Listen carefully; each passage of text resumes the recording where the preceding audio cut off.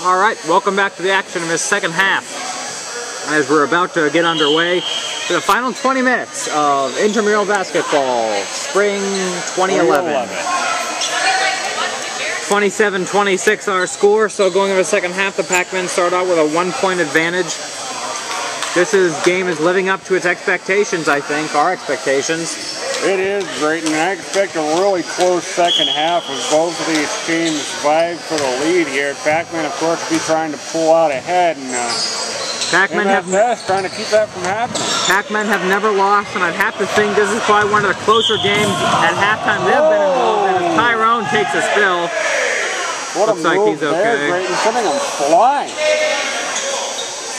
Somebody's playing pretty physical basketball tonight. Like we said, the Pac-Men probably have not been in this situation too much this close at halftime, so maybe they're getting a little scared here.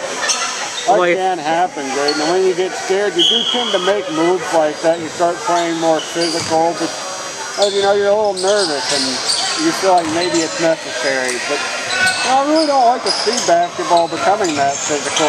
Nice rebound there by White.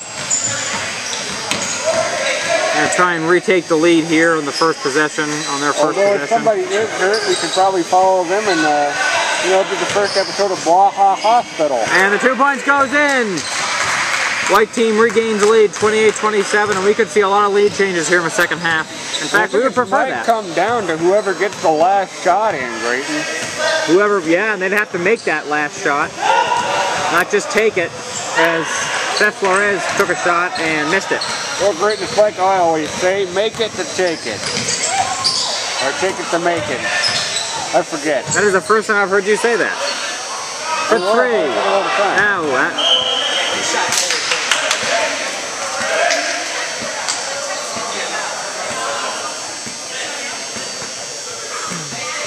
Now, as we mentioned, a lot of fans here tonight. We saw actually Dr. Ricketts is here, and several RDs, so a lot of people who have played this season just out to see kind of the season finish. They're not here, but obviously not feeling too badly about it, is they're here supporting the other teams that are playing, and I'm sure they have their favorites. Everybody has their favorites, Grayton. EJ misses a three there. My favorite has always been number 23, Michael Jordan.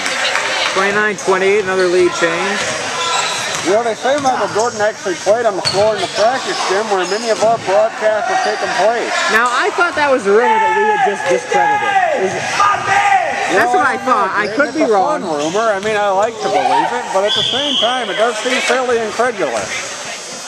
That's going back to many broadcasts now. I don't know an exact number on how many we've had, but it's been quite a few, and we've had our moments, I think. But we're still here. Yes, we are. After all this time, against all odds, we're still standing. The last men standing, you could say. You know, speaking of still standing, there was a tornado watch up a couple days ago. That one could have been very dangerous for us because our tornado warning sign got ripped down from our hall. We wouldn't know what to do.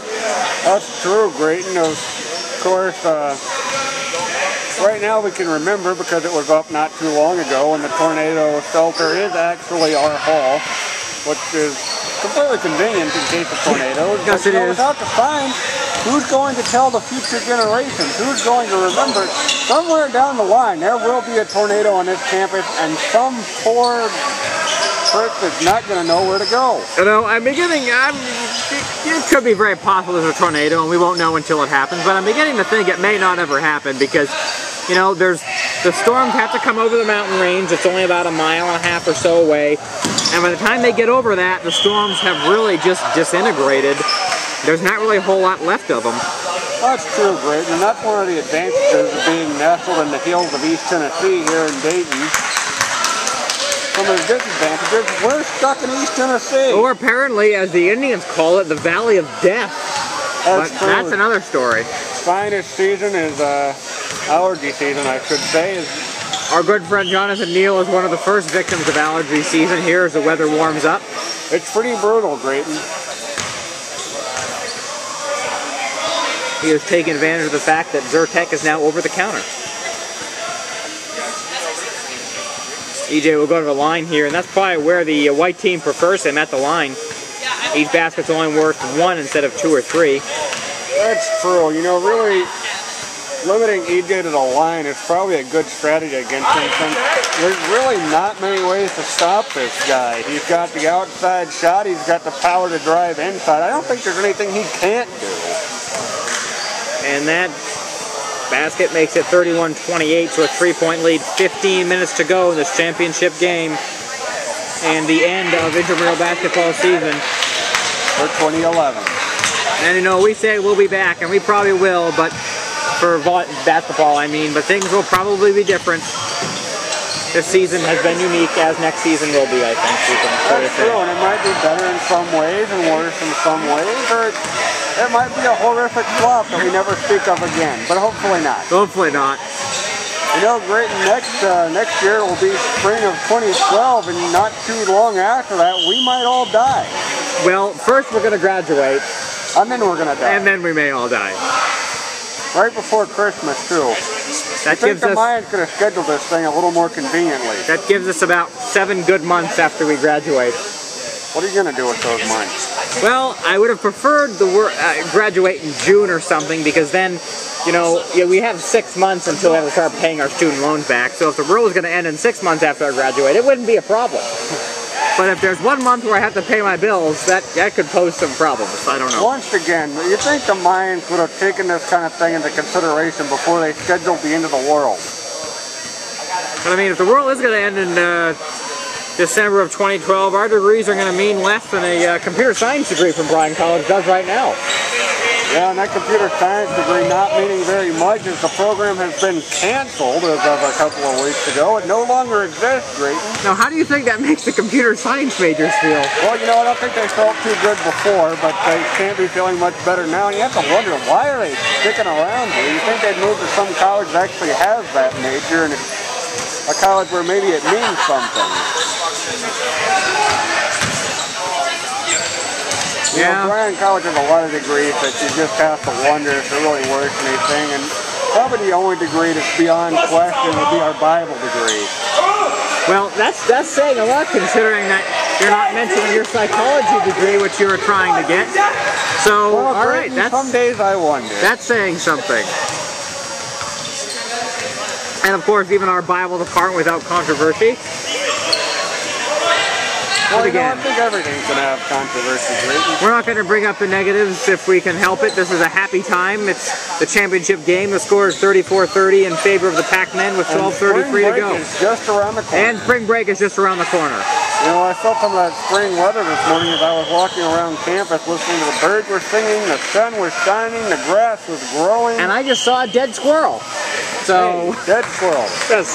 You know, the squirrels around campus, most people might think that's a little bit of animal cruelty there, but the squirrels have kind of been cruel to us. Well, what's interesting is I've seen so many squirrels around here. This is the first dead one. It was roadkill. It got hit. This is the first one I've seen. And not a good pass there. Well, you know, every now and then you find one of those. I've seen 2 or 3 during my walks around campus, and you know, every now and then there's just a squirrel that's not fast enough to make it out of the way of the car. Or maybe they're suicidal, I don't know. Yeah, we'll never know. You know, I seem to recall you used to have a trap out to catch the squirrels. How is that working out for you? Well, the trap is still there, and it is still empty. So, it has not worked. I think it's unfortunately a failure as of this point right now. No foul called there. As Nick Pack missed the basket, 34-30, still our score. What a play there. Unfortunately, it didn't go in, and EJ gets knocked down again. Well, it looks like they're just trying to beat him out of the game. You know, if they're doing that, they're not doing a very good job, because these are all just very light hits, and he looks okay. Something wrong with his ear there. Maybe his earring came out or something. You know, I always told my players not to wear any earrings when they were playing basketball. There's just too many things that can go wrong. Well, it looks like that was the case, actually, or something like that. Hopefully that won't throw off his balance or anything. Hopefully for the Pac-Man. One can only hope. Although if it does, we might follow him to the hospital and record that little adventure. But we're not going to record right now. It's this next 10 seconds as we take a break. We'll be right back.